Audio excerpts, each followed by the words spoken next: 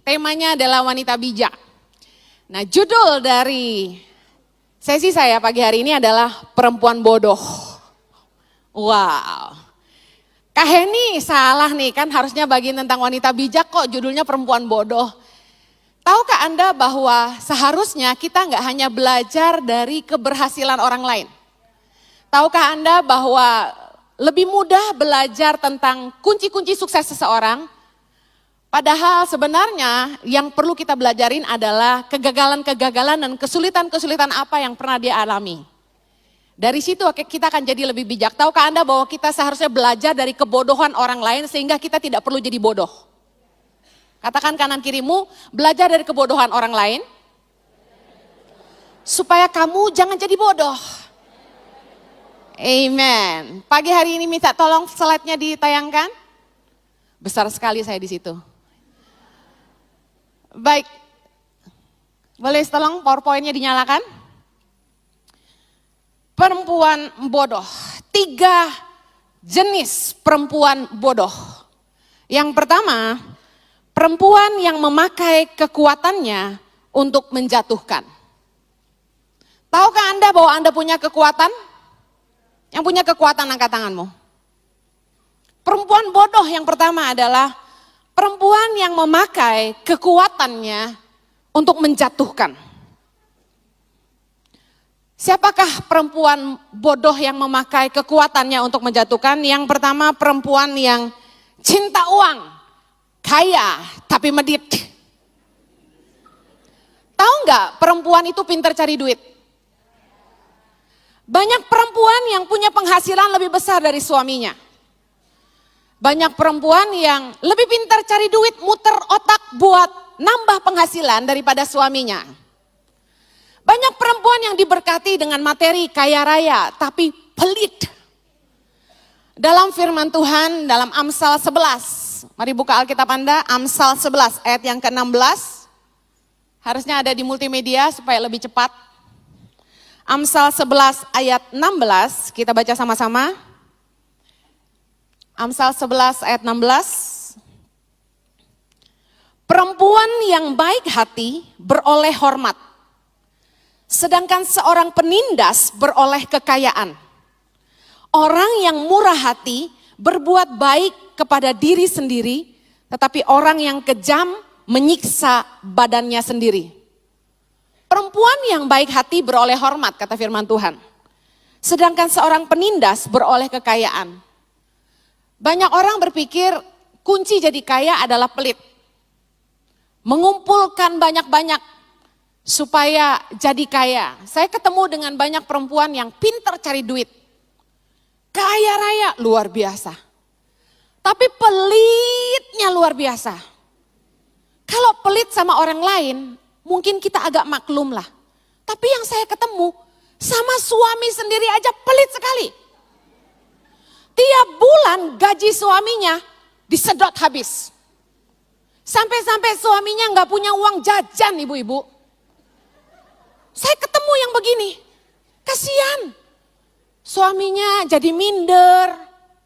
Saya tanya satu hari, ini salah satu aja. Banyak yang saya ketemu suaminya bilang, aduh bu, kalau uang bulanan mah udah dipantek mati sama istri saya. Saya nggak pegang duit bu. Setor semuanya. Jadi tiap hari Bapak makan siang pakai apa? Saya tanya gitu. Ya dikasih 10.000 bu sehari. Makan apa dong ya ibu-ibu ya? Makan apa? Lotek, nasi telur. Ya gak heran lah suamimu bisulan semua. Perempuan itu punya kekuatan mengelola keuangan. Ada yang gak punya, tapi ada yang pinter. Yang pinter mengelola keuangan angkat tangan. Tapi kira-kira jangan pelit pisan atunya. Memakai kekuatannya untuk menjatuhkan. Ya ampun, suaminya sampai dikasih uang makan teh cuma 10.000, 6.000, dihitungin lagi ketoprak sepiring 7.000. Ya udah cukup katanya. Sama es teh tawar gitu kan. 10.000 udah. Aduh kasihan. Laki-laki itu kalau nggak pegang uang di dompet nggak percaya diri. Apalagi kalau nggak punya kartu kredit ya sayang. Kalau suami saya sih memang sih saya atur uangnya tiap minggu nggak boleh pegang banyak-banyak di dompet. Soalnya turunan Manado. Ada berapa habis berapa. Apalagi khotbah melulu di gereja. Persembahan royal kan. Begitu dia buka dompetnya, hand kosong. Kemana itu? Persembahan katanya gitu. Generous sekali ya. Terus bahayanya gini, dia punya kartu kredit. Percuma pelit sama suami saya, dia gesek aja kartu kredit. Yang bayar siapa? Saya juga menteri keuangannya. Nah perempuan-perempuan yang pintar cari duit, punya kekuatan, pintar mengelola keuangan, pintar cari ekstra tambahan. Saya mau kasih tahu, jangan pakai kekuatanmu untuk menjatuhkan. Jangan pelit. Karena dalam Amsal 31 ayat 20, ya dibilang gini, ia memberikan, Anda tahu Amsal 31 tentang wanita bijak, ayat 20 bilang gini, ia memberikan tangannya kepada yang tertindas, mengulurkan tangannya kepada yang miskin. Anda mau jadi wanita bijak? Murah hatilah. Ulurkan tanganmu bagi yang tertindas. Ulurkan tanganmu kepada yang miskin. Anda tahu bahwa kunci kerajaan sorga, prinsip kerajaan sorga itu selalu berbanding terbalik dengan prinsip dunia. Ketika dunia mengatakan ketika engkau memberi engkau jadi kurang, justru prinsip firman Tuhan kebalikan. Ketika kita menabur, kita sedang menginvestasikan penyediaan Tuhan bagi kita dan anak cucu kita di waktu yang akan datang. Katakan amin. Wanita yang kuat yang menjatuhkan yang kedua adalah perempuan cantik tapi tidak bermoral. Perempuan yang memanfaatkan kecantikan dan kemolekannya untuk menjatuhkan pria dan yang parah tidak merasa bersalah. Saya senang melihat wanita-wanita cantik yang menjaga body, nge-gym terus, diet terus, bilangnya makan salad mulu, tapi giliran gak dilihat orang hajar sotomi. Saya senang ya, perempuan pada jaga body itu harus, amin. Karena kalau kita gak jaga body, suami kita tiap hari lihat awewe teh gelis pisan atunya. Pulang ke rumah teh yang dilihat inem. Penting jaga body, penting dandan. Anda pikir kenapa saya dandan? Saya tuh padahal males dandan, sukanya tuh casual, sederhana, simple. Tapi saya ngelihat suami saya tuh khotbah kemana-mana. Anda tahu dong orang kalau ke gereja itu dandan tuh habis-habisan. Udah gitu yang parah mereka langsing-langsing putih-putih rambutnya keluntung-keluntung. Duduk paling depan angkat kaki pahanya putih sekali. Bertobat kalau ada perempuan yang kayak gitu. Jangan menjatuhkan suami orang. Anda tahu firman Tuhan berkata bahwa ketika seorang laki-laki melihat dengan matanya dan menginginkan dalam hatinya dia sudah berzina. Nah siapa yang bikin laki-laki berzina? Ya iyalah paha-paha. Tidak hanya paha-paha, dada-dada. Saya senang Anda berbodi bagus. Senang banget lagi. Senang, saya aja yang cewek senang ngelihatnya apalagi cowok coba. Tapi maaf, jangan pakai kekuatanmu untuk menjatuhkan. Tuhan kasih Anda kemolekan untuk dinikmati suamimu. Future husbandmu. Anda pengen dapat pacar, jangan jual bodimu. Karena yang Anda peroleh bukan cinta tapi nafsu. Amsal 11 ayat 22 bilang gini, seperti anting-anting emas dijungur babi, demikianlah perempuan cantik yang tidak susila. Bayangin, ada gunanya nggak tuh anting-anting emas dijungur babi? Wow, keren. Babinya cantik. Ada gitu? Useless. Buang-buang duit. Wanita cantik yang tidak susila disamakan dengan babi yang pakai anting-anting di hidung. Artinya gini, lu cakep tapi jelek banget. Sia-sia banget hidupnya. Mainnya kok dirawa-rawa. Tahukah Anda wanita itu berharga? Anda berharga. Dan izinkan saya bilang ini, hargailah dirimu sendiri. Value yourself. Saya mau tanya, barang yang mahal itu gampang-gampang gak dipegang orang? Enggak dong. Tahu gak berlian yang 1 karat ke atas, 2 karat ke atas, 3 karat ke atas, Anda ngelihatnya aja pakai sarung tangan. Anda gak bisa main, oh 5 karat kayak gini toh. Gak bisa. Anda megangnya mesti pakai sarung tangan. Yang jaga aja pakai sarung tangan.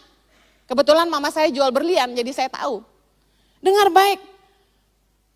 Amsal 30 ayat 20 bilang gini, inilah jalan perempuan yang berzina. Ia makan lalu menyeka mulutnya dan berkata, aku tidak berbuat salah. Banyak wanita cantik yang tunasusila, itu udah bikin dosa tapi gak rasa salah. Anda pikir berbuat dosa itu hanya ketika Anda main gila sama suami orang? No. Tapi ketika Anda tidak jaga penampilanmu, Anda memanfaatkan kemolekanmu, Anda bangga dengan dadamu, Anda perlihatkan belahanmu. Saya mau kasih tahu, itu gak cantik banget. Dari saya masih sangat muda, saya bersyukur saya kenal Tuhan. Pengenalan akan Tuhan itu memerdekakan. Bahwa saya tidak perlu menonjolkan bagian-bagian tubuh saya untuk saya diterima dan dihargai orang. Bahwa saya tidak harus tampil seksi supaya saya dicintai. Jojo, waktu pacaran sama saya, dia seorang hamba Tuhan yang luar biasa ya, yang menanamkan nilai sejak pacaran kepada saya gini, kamu gak boleh pakai rok mini, kamu gak boleh pakai baju yang transparan, kamu gak boleh pakai baju yang dadanya kerendahan. Dia bilang, kamu harus jadi teladan. Jojo ngajarin saya harus jadi teladan. Makanya kalau ada cowok-cowok yang minta ceweknya gini, satu hari ada DM masuk ke Instagram saya, anak perempuan bilang gini, Kak coba lihat deh WA pacarku. Pacarnya bilang gini, Yang kamu lagi pakai apa? Oh aku pakai kaos putih, celana pendek merah. Wow, dalemannya apa? Ditanya, maaf, beranya warna apa?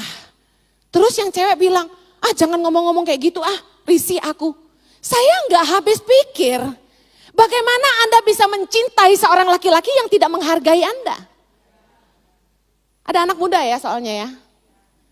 Bayangin, Jojo sebaliknya. Jangan pakai baju yang kebuka-kebuka. Ada laki-laki tuh yang bangga kalau istrinya seksi sekali.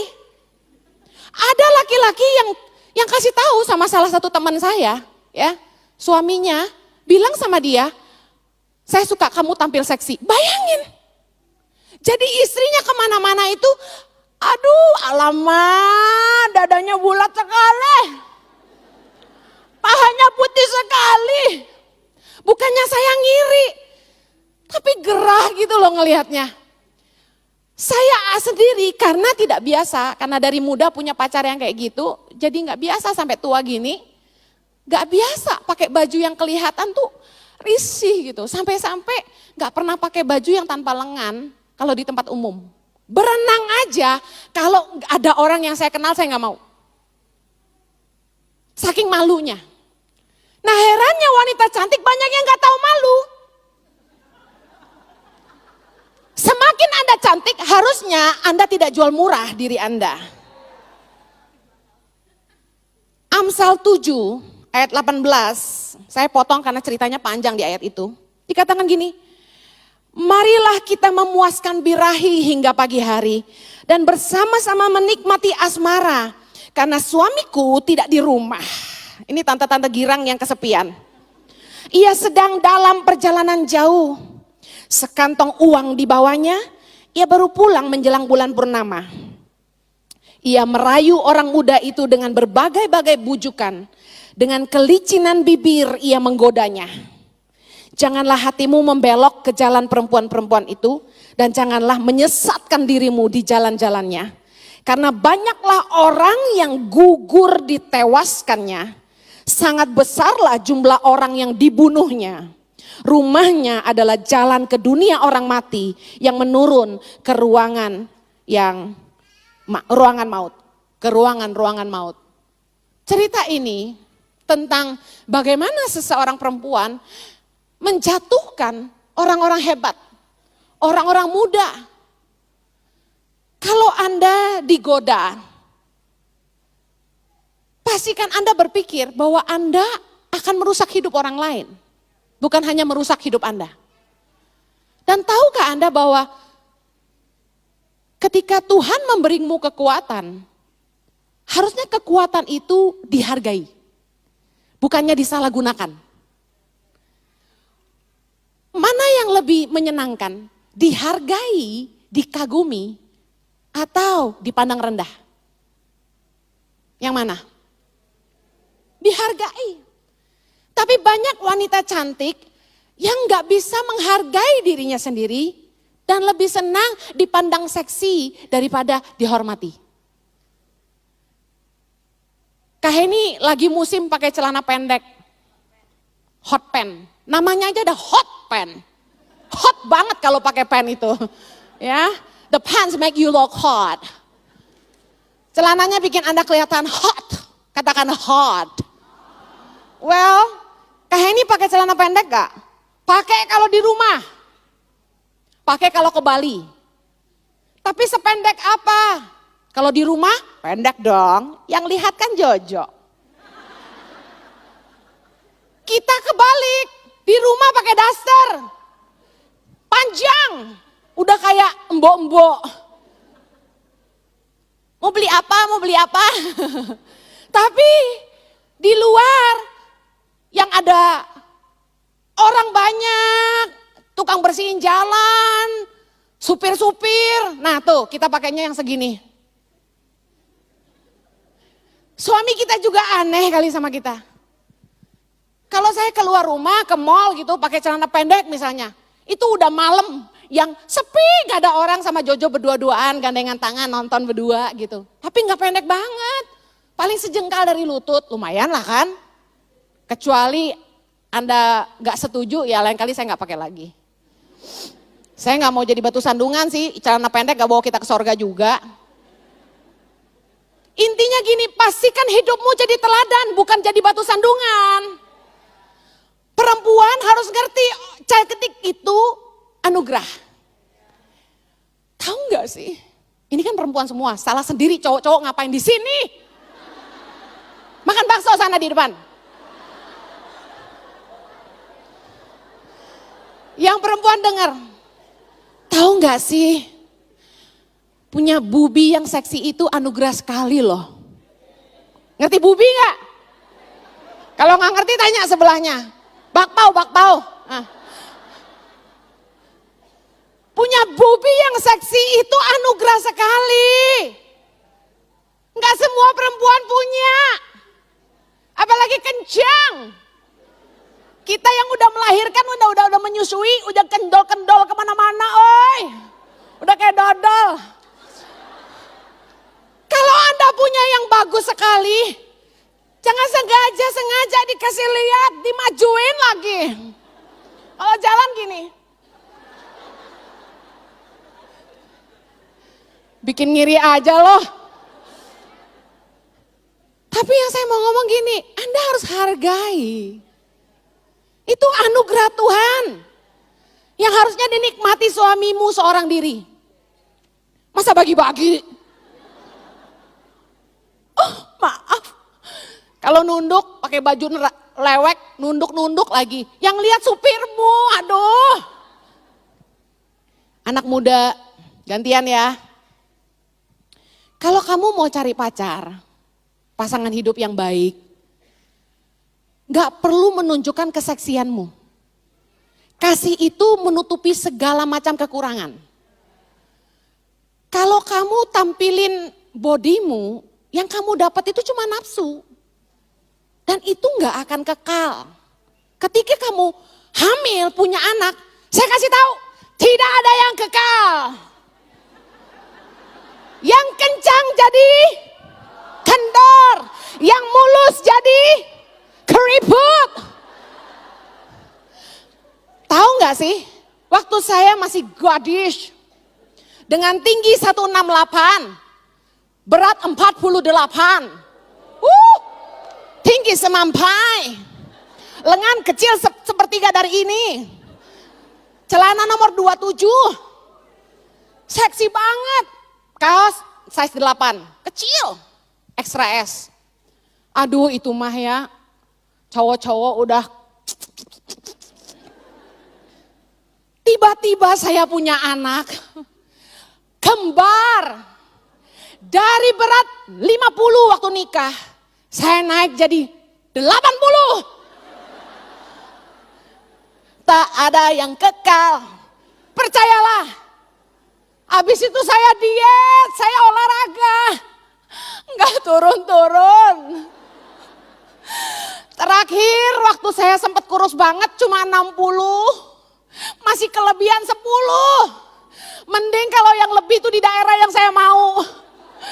Masalahnya gedenya di tempat gak jelas.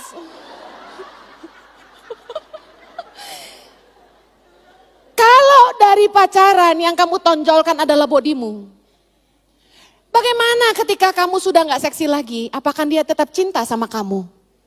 Gak heran waktu masih hamil pun suami-suami udah selingkuh. Yang udah badannya sama kayak saya ngerti banget pasti. Perempuan yang bijak menghargai dirinya sendiri dan takut akan Tuhan. Amsal 31 ayat 22. Ia membuat bagi dirinya permadani, lenan halus, dan kain ungu pakaiannya. Suaminya dikenal di pintu gerbang. Kalau ia duduk bersama-sama para tua-tua negeri, pakaiannya adalah kekuatan dan kemuliaan. Ia tertawa tentang hari depan. Amsal 31 ayat 30. Kemolekan adalah bohong dan kecantikan adalah sia-sia. Tetapi istri yang takut akan Tuhan dipuji-puji. Saudara, perempuan bodoh itu malu-maluin suaminya. Tapi perempuan yang bijak membuat suaminya dihargai orang. Adalah laki-laki yang bodoh, yang senang istrinya tampil seksi di depan umum. Mengumbar badannya sendiri. Saya gak habis pikir. Bagaimana aset properti pribadi bisa dibagi-bagi gratis seperti itu. Kalau rumah aja gak mungkin dibagi gratis, kenapa body istri dibagi-bagi gratis? Yang kedua, perempuan yang bodoh adalah perempuan yang merusak rumah tangganya sendiri. Amsal 14 ayat 1. Perempuan yang bijak mendirikan rumahnya, tetapi yang bodoh meruntuhkannya dengan tangannya sendiri. Apakah hari ini Anda membangun rumah tanggamu dengan baik atau malah meruntuhkannya dengan tanganmu sendiri? Perempuan seperti apa yang meruntuhkan rumah tangganya dengan tangannya sendiri? Yang pertama, perempuan cerewet.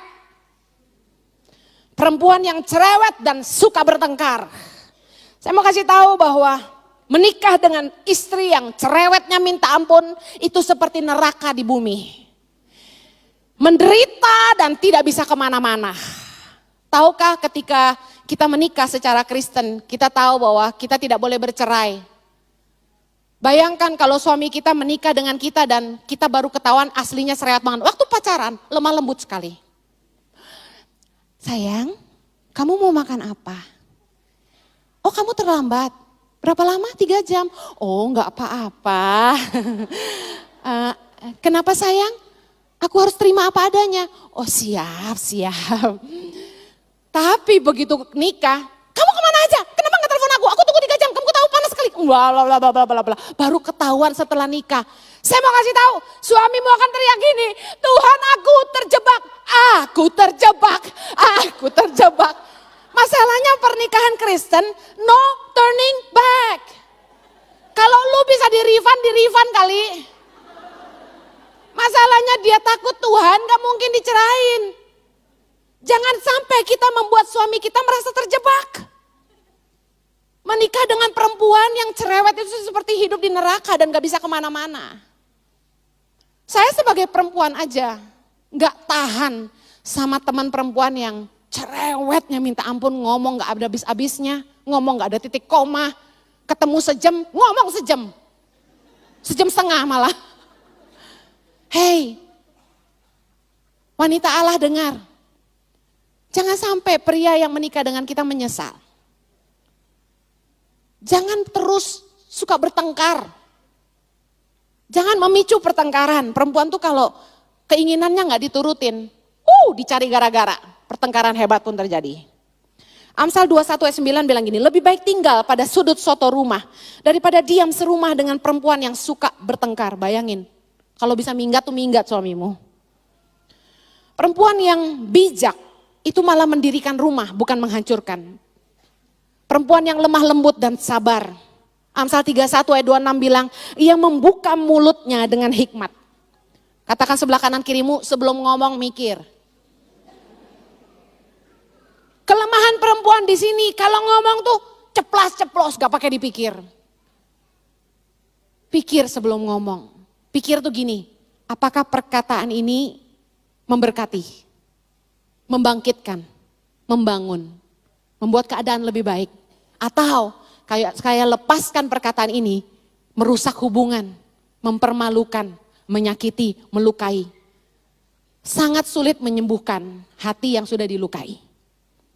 1 Petrus 3 ayat 1 bilang gini. Demikian juga kamu hai istri-istri, tunduklah kepada suamimu.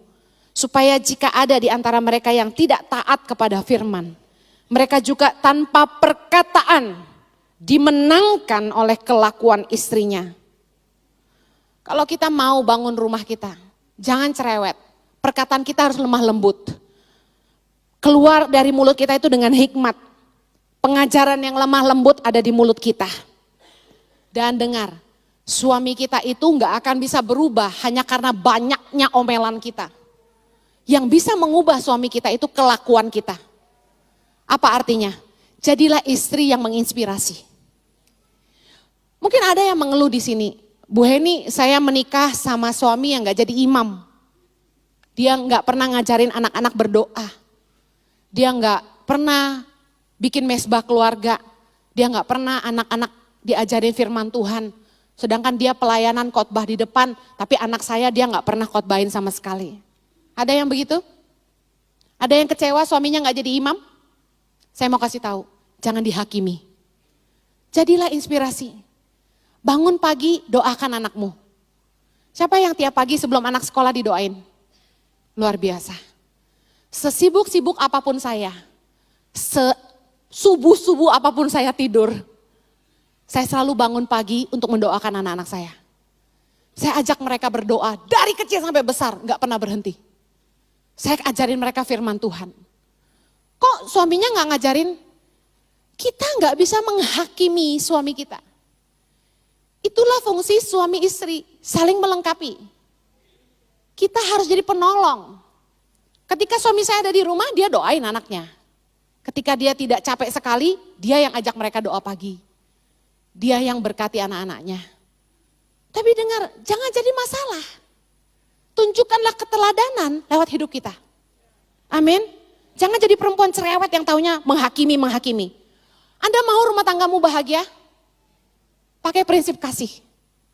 Kita gak bisa mengasihi kalau kita tidak berhenti menghakimi. Katakan sama-sama, saya tidak bisa mengasihi kalau saya tidak berhenti menghakimi. Tahukah Anda bahwa perkataan mulutmu adalah berkat? Tahukah Anda bahwa ucapanmu adalah doa? Bayangkan kalau suamimu terus Anda bombardir dengan perkataan-perkataan yang menjatuhkan. Memang kamu laki-laki yang payah, kamu tidak bisa jadi imam bagi keluarga, kamu tidak bisa jadi teladan, perbuatanmu begini dan begitu. Dengar, apa yang Anda ucapkan adalah doa. Jadi hati-hati karena mulut punya kuasa. Perempuan bodoh itu merusak rumah tangganya ketika dia tidak mengatur rumah tangganya dengan baik. Saya ketemu wanita-wanita yang bener-bener gak ngurus rumah tangganya. Bangun siang, terserah pembantu mau masak apa, terserah anak mau dijemput siapa, anak mau makan apa. Rumahnya berantakan, tiap hari kerja pulang kerja alasannya capek. Weekend udah pergi lagi, gak diurus rumah tangganya. Amsal 31 ayat 15 berkata, ia bangun kalau masih malam, lalu menyediakan makanan untuk seisi rumahnya. Dan membagi-bagikan tugas kepada pelayan-pelayannya perempuan. Ayat 21, ia tidak takut kepada salju untuk seisi rumahnya, karena seluruh isi rumahnya berpakaian rangkap. Zaman sekarang perempuan banyak yang kerja. Zaman sekarang banyak perempuan yang juga membantu suaminya, jaga toko sama-sama. Punya karir juga, pelayanan juga. Apakah salah? Tidak. Tapi ingat, tanggung jawab seorang perempuan adalah mengurus rumah tangganya. Perempuan yang bodoh merusak rumah tangganya sendiri. Dia cari duit, dia gak mau urus rumah. Prinsipnya di mana? Prioritas waktu. Ketika Anda punya waktu itu harus diluangkan. Waktu itu harus diciptakan. Gak bisa Anda bilang, saya sibuk. Semua orang juga sibuk. Coba, mau adu sibuk, kita adu. Pertama, saya mesti ngurus 3 orang anak saya dan suami saya, berarti 4. Saya mesti ngatur kantor, karena di rumah kami jadi kantor yayasan. Saya harus ngurusin staf-staf di kantor yayasan. Kemudian harus ngurus program seluruh Indonesia. Kemudian saya harus khotbah hampir setiap hari. Mesti siapin firman, kan gak bisa asal cuap-cuap aja. Terus saya harus ke pedalaman sebulan sekali, minimal 3-5 hari. Ada yang sampai seminggu, sampai 10 hari kalau ke Papua. Bayangin, hampir gak punya waktu untuk diri sendiri. Apa yang saya lakukan? Prinsipnya cuma di prioritas waktu. Ketika kita punya waktu, hiduplah disiplin, tertib. Dan saya pakai waktu-waktu luang saya untuk hal-hal yang berguna dan penting. Nomor 1 prioritas saya, suami dan anak-anak. Ketika saya punya waktu, saya tidak pergi kongko-kongko sama teman-teman di kafe. Saya tidak pergi ke mall ngabis-ngabisin waktu muter-muter lantai G sampai lantai 5. Saya nggak pergi ke Mangga 2. Saya nggak pernah ke pasar cari-cari sayur, itu tugas pembantu. Buang waktu. Dulu saya nggak ngerti waktu. Saya pikir anak-anak makan harus saya yang masak. Saya ke pasar pagi-pagi, bayangin udah capeknya setengah mati masih ke pasar subuh-subuh. Terus saya masak buat anak-anak saya. Nah anak-anak saya sama siapa? Sama susternya. Rugi nggak coba? Mendingan waktu yang ada, kita harus memilih. Lebih penting kita yang ke pasar dan masak atau kita sama anak kita? Kalau bisa ada orang lain yang memasakkan, lebih baik waktu kita yang sisa itu buat anak kita. Masa anak kita diurus pembantu kita? Masa pembantu yang urus suami kita? Gak heran banyak suami jatuh cinta sama inem-inemnya. Saudara dengar, masalahnya cuma di prioritas waktu. Jangan sampai gak urus rumah tanggamu. Setiap hari saya kontrol di rumah masak apa. Saya udah bikinin menu, udah atur uang belanja. Saya belikan 1 bulan sekali grocery di supermarket, kemarin saya belanja ke supermarket. Saya pastikan anak-anak saya tiap pagi sarapannya ada, yang dibawa ke sekolah tuh apa, saya udah aturin, saya udah siapin semua di kulkas. Pembantu tinggal lakukan yang saya suruh. Pembagian tugas, saya kumpulin staf-staf saya duduk di rumah itu, saya kasih tahu, oke, kamu tugasnya ini, kamu tugasnya ini, kamu tanggung jawabnya ini dan ini, kamu tanggung jawabnya ini. Masing-masing ngerti kerjaannya. Itu fungsinya kita di rumah. Harapin laki-laki yang ngurus semuanya, no way. Suami itu paling pantang turun ke dapur. Kalau suamimu pintar masak, bersyukurlah. Tapi jangan sampai suamimu urus-urus pembantu di rumah, itu udah turun di derajatnya. Pembantu itu lebih sakit hati kalau suami kita yang marah daripada kita. Masa suami ngurusin pembantu? Enggak level lah. Itu tugas kita, amin. Jangan sampai, wah saya wanita karir. Alasan aja, atur waktumu, bangun lebih pagi.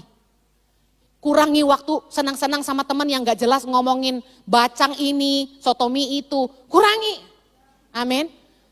Saya atur prioritas saya cuma untuk anak dan keluarga saya.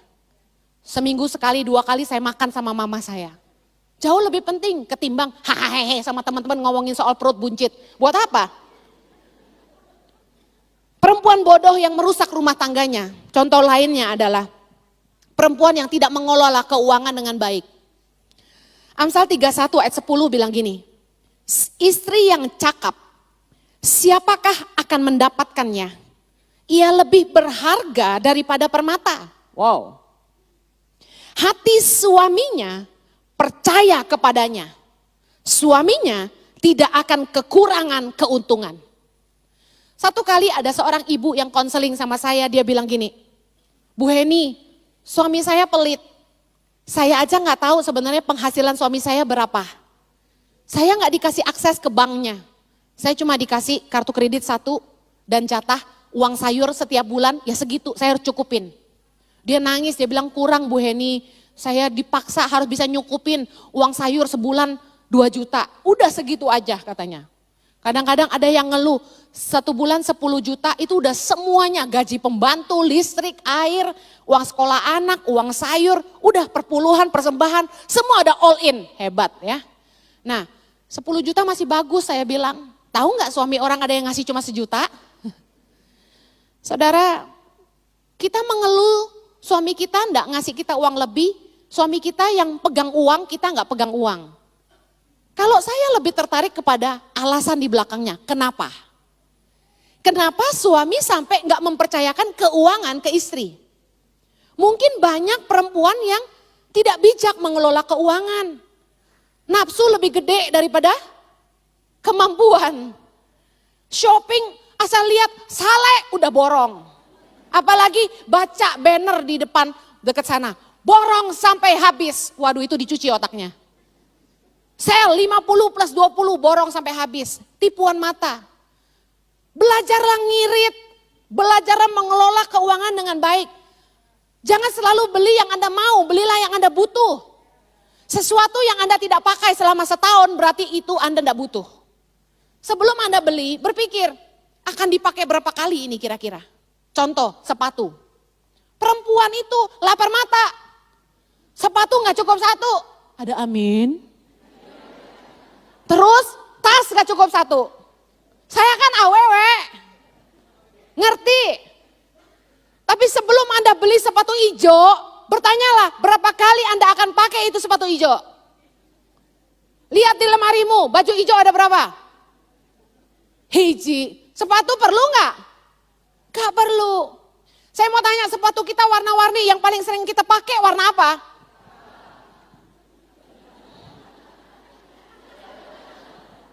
Kita kalau udah lihat ibu-ibu pakai hak tinggi-tinggi, yang ada motek-moteknya banyak, seksi banget ya.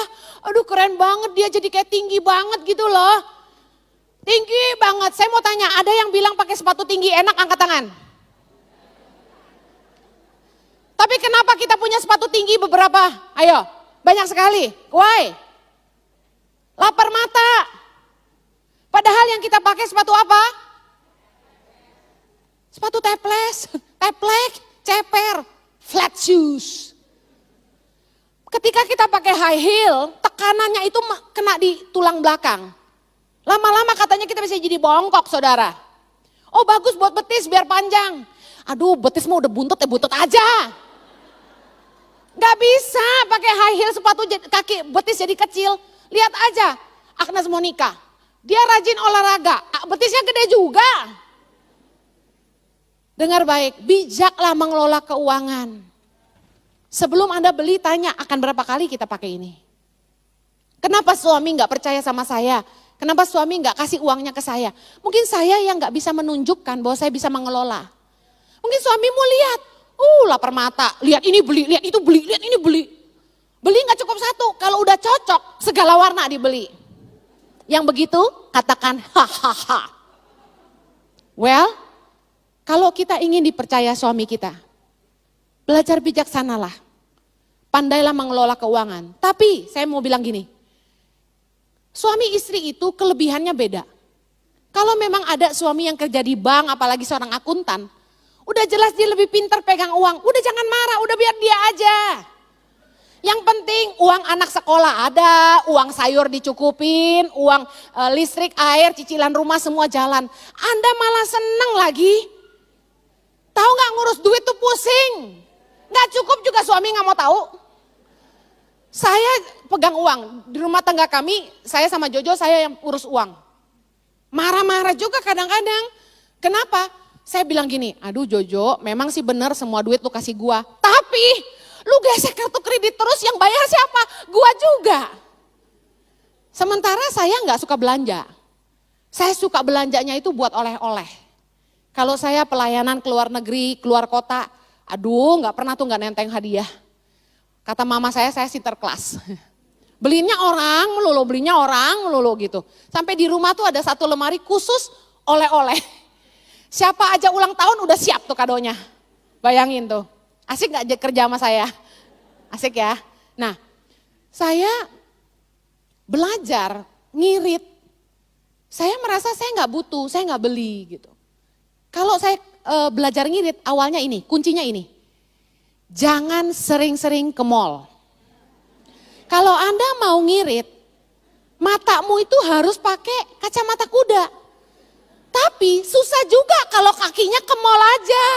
Ke ITC lagi, ke Ramayana lagi, ke Lotte lagi. Segala dibeli, apalagi sel, beli selosin. Dengar baik, disiplinkan dirimu, pakai catatan belanja. Ke supermarket itu ditulis yang dibutuhkan apa. Terus tulis sebulan itu butuhnya berapa. Kalau misalnya Superpel, cuma butuh berapa sih seminggu satu sase yang gede segini ya. Ya kan yang 900 mili katakan. Berarti sebulan butuh berapa? 4, seminggu 1. Ya beli cuma 4 gitu. Tapi ada prinsip keuangan yang begini. Kalau barang yang sering kita pakai dan memang kita butuhkan untuk keseharian, lagi murah, beli banyak-banyak. Stok setahun kalau perlu. Kenapa? Karena pada pembukuan keuangan akhir tahun kita akan ngirit banyak. Seperti apa? Kecap, minyak sayur, ya. Apalagi? Rinso, sabun mandi, odol. Nah kalau lagi sale banget, beli banyakan. Nah ya asal jangan expired, betul. Saking pelitnya cari yang udah kadaluarsa, aduh cenah. Jangan dong ya. Kemudian prinsip keuangan yang lain, jangan sering ke mall, jangan sering liatin IG, jualan baju ini, jualan baju itu, jual makanan ini. Katanya mau diet tapi yang di follow kuliner Bandung, kuliner Jakarta, kuliner Bogor. Yang kita lagi diet ngelihatnya babi kecap, babi rica, ikan panggang. Ya lapar lah, amin. Jadi kalau mau belajar ngirit, jangan lapar mata. Mendingan follow batik tangan pengharapan aja. Yang saya pakai ini ibu-ibu, keluaran terbaru. Murah meriah, minta diskon nanti ya, baru keluar. Nah mending tuh berbuat amal tapi plus dapat hadiahnya. Berbuat baik 2 kali tuh. Pertama baik kepada orang lain karena Anda beli batik tangan pengharapan, 1 item kasih makan 10 anak. 1 kaos bisa kasih makan 10 anak, kaos kita positif by YTP. Itu bisa kasih makan 10 anak 1 kaos. Nah tapi Anda berbuat baik kepada diri sendiri. Anda senang, Anda dapat hadiahnya. Dan berbuat baik kepada orang lain, beliin buat kado juga. Luar biasa kan? Nah kalau Instagram tangan pengharapan harus di follow, yang lain jangan ya. Haleluya. Intinya gini, jangan merusak rumah tanggamu dengan tidak pintar ngelola keuangan. Suami kita kerja keras, masa suruh mikirin lagi bayar cicilan rumah, masih bayar air, bayar listrik, bayar gaji pembantu, yang jelimet-jelimet perintilan-perintilan, buku anak, fotokopi, gini-gini. Urusin. Nah, satu hari saya ketemu dengan seorang ibu. Dia ngutang terus di warung. Ini juga cilaka. Jangan jadi ratu ngutang. Uang suamimu sebanyak apapun gak akan pernah cukup. Jangan punya mentalitas hutang. Lihat kanan kirimu, mukanya muka kredit gak? Jadilah wanita yang bijaksana mengelola keuangan. Yang mau katakan amin. Jangan lupa bayar perpuluhan. Haleluya. Ya. Kalau Anda ingin suamimu lebih diberkati, lakukan 2 hal. Ulurkan tanganmu kepada yang tertindas. Dan kembalikan perpuluhan kepada Tuhan. Haleluya. Yang terakhir, perempuan bodoh manja. Perempuan yang bodoh itu perempuan yang manja. Enak saya. Perempuan manja itu perempuan yang seperti apa? Perempuan yang berpikir, aku lemah, gak bisa apa-apa, gak punya kepintaran apa-apa Bu Heni. Aku makhluk yang lemah, angkat air 1 ember aja gak kuat. Tahukah Anda? Kejadian 2 ayat 18, Tuhan Allah berfirman, tidak baik kalau manusia itu seorang diri saja, aku akan menjadikan penolong baginya yang sepadan dengan dia. Ada 2 kata di situ yang Anda harus garis bawahi. Yang pertama penolong, katakan penolong. Yang kedua sepadan. Apa artinya penolong? Able to help. Mampu menolong. Kemudian Penolong itu stronger. Karena yang menolong pasti lebih kuat. Kemudian sepadan. Sepadan artinya equal, sama kuat. As strong, katakan as strong. Sama kuat. The same ability. Sepadan artinya punya kemampuan yang sama, punya kekuatan yang sama. Mari buka mata kita. Pekerjaan apa di dunia ini yang tidak bisa dilakukan oleh perempuan? Perempuan itu bisa jadi apa saja. Saya ingat suatu hari ketika saya tunangan sama Jojo tahun 2009. Jojo ternyata punya penyakit fatty liver. Fatty liver, hatinya penuh lemak. Dia kolaps, langsung badannya panas 40 derajat dan tidak bisa bangun sama sekali. Dia tergeletak 1 bulan. Saya ingat itu kami tunangan di Jakarta. Kami harus balik ke Australia. Jojo paksa badannya untuk masuk ke pesawat terbang. Karena harus jalan kan. Tahu nggak? Saya tuh kurus waktu itu. Masih kurus gak segede gini ya.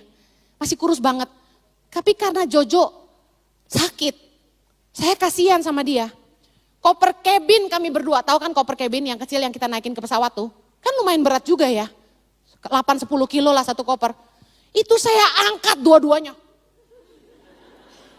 Mana mau ketinggalan pesawat lagi karena Jojo jalannya lama gitu kan. Dia pegangin perutnya, ternyata fatty liver itu bikin perutnya sakit.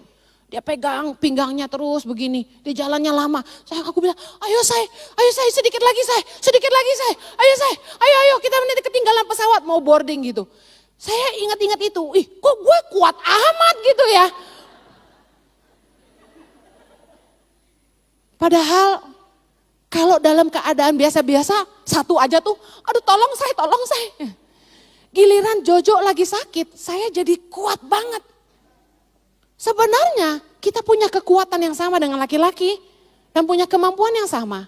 Gak ada pekerjaan di dunia ini yang gak bisa dilakukan perempuan.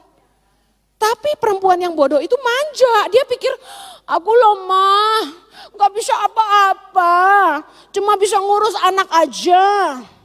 Amsal 31 ayat 13. Ia mencari bulu domba dan rami dan senang bekerja dengan tangannya. Ia serupa kapal-kapal saudagar, dari jauh ia mendatangkan makanannya. Ia bangun kalau masih malam lalu menyediakan makanan untuk seisi rumahnya dan membagi-bagikan tugas kepada pelayan-pelayannya perempuan. Ia membeli sebuah ladang yang diingininya dan dari hasil tangannya kebun anggur ditanaminya. Jadi petani juga tuh. Ia mengikat pinggangnya dengan kekuatan. Ia menguatkan lengannya. Ia tahu bahwa pendapatannya menguntungkan. Pada malam hari pelitanya tidak padam. Kita baca sama-sama Amsal 31 ayat 19. Tangannya ditaruhnya pada jentera, jari-jarinya memegang pelintar. Ayat 24. Ia membuat pakaian dari lenan dan menjualnya. Ia menyerahkan ikat pinggang kepada pedagang. Ayat 25, pakaiannya adalah kekuatan dan kemuliaan. Ia tertawa tentang hari depan. Ayat 27, ia mengawasi segala perbuatan rumah tangganya. Makanan kemalasan tidak dimakannya. Anak-anaknya bangun dan menyebutnya berbahagia. Pula suaminya memuji dia. Perempuan yang bodoh itu malas. Malas bekerja. Manja.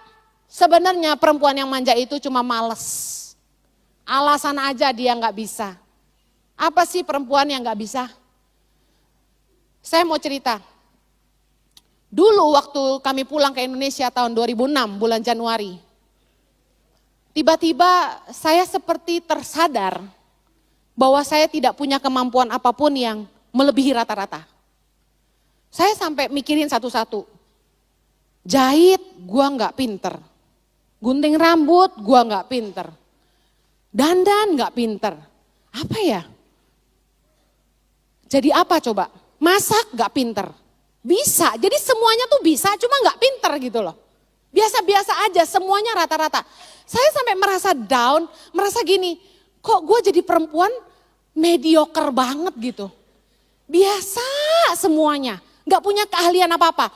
Nanam bunga mati. Kok gak punya kepintaran apa-apa gitu. Ngurus anak juga nggak hebat banget, nggak kayak ibu-ibu lain yang aduh anaknya diantarin les piano lah, lomba ini, lomba itu. Duh saya emang nggak mau.